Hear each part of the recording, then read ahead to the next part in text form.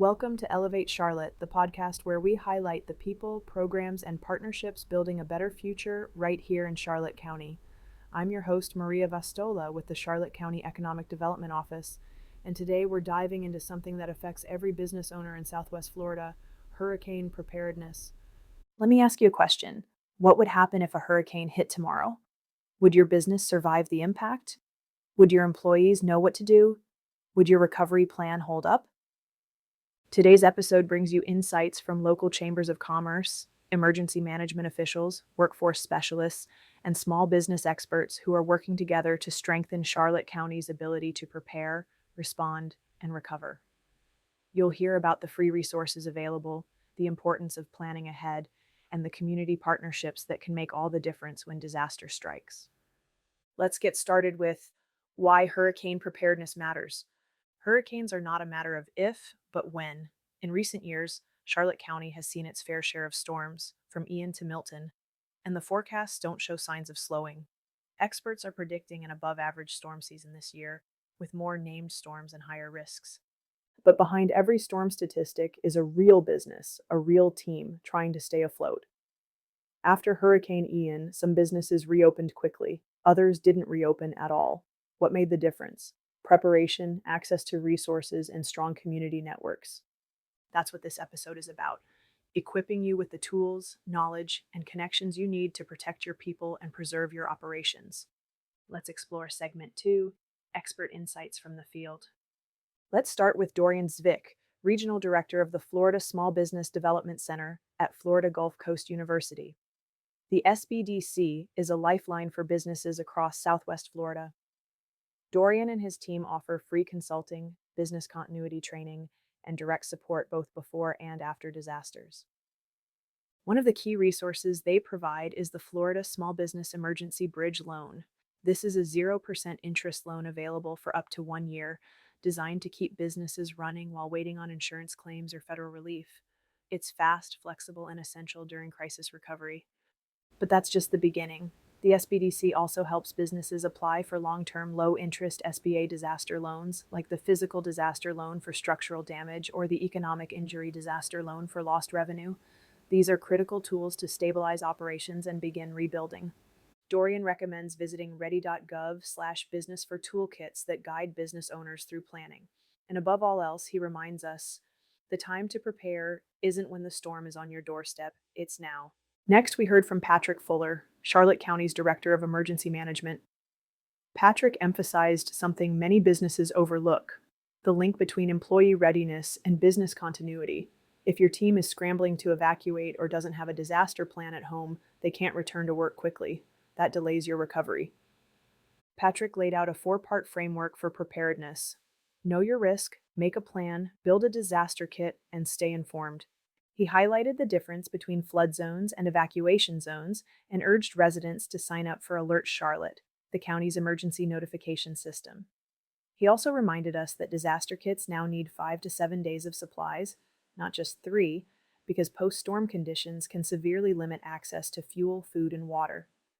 Patrick's advice is clear: build a culture of preparedness. If your employees are ready at home, your business is stronger across the board. Time to explore segment 3, statewide coordination and economic stability. We were also joined by representatives from Florida Commerce, Stephen Wood and Dr. Kimberly Perry, who lead Emergency Support Function 18, known as ESF 18. This function plays a central role in coordinating economic stabilization during disasters. Through ESF 18, Florida Commerce connects businesses with resources, facilitates public-private partnerships, and gathers real-time data to inform state recovery decisions. Their platform, floridadisaster.biz, acts as a business emergency operations center. It offers continuity planning guides, funding resources, and the business damage assessment survey, which helps determine the need for emergency declarations. They stressed that business input is critical. When you complete the survey, it helps unlock state and federal assistance not just for you, but for the entire region. ESF 18 works year-round with local emergency managers, economic development offices, chambers, and industry groups to ensure everyone is connected and ready. In the next segment, let's talk about workforce recovery and community support. Bill Welch from CareerSource Southwest Florida highlighted the workforce side of disaster recovery. When a hurricane hits, CareerSource is on the ground helping displaced workers file unemployment claims, connect with temporary job opportunities, and find long term reemployment. For businesses, they offer hiring events, grants to train new staff, and support services to help keep operations going even in a crisis. CareerSource also partners with organizations like SBDC and Florida Commerce to ensure that workforce recovery is part of the broader economic recovery strategy.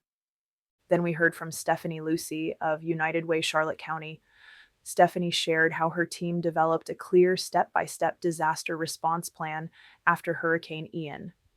Their focus is on working families who may already be on a financial tightrope. United Way activates emergency support before, during, and after storms, including through programs like United at Work, which provides financial assistance to employees recovering from disaster related hardships. They also manage volunteer networks, distribute supplies, and help coordinate recovery resources across the community.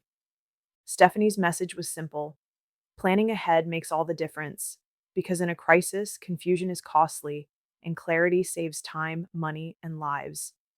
Finally, let's talk about a unified community approach.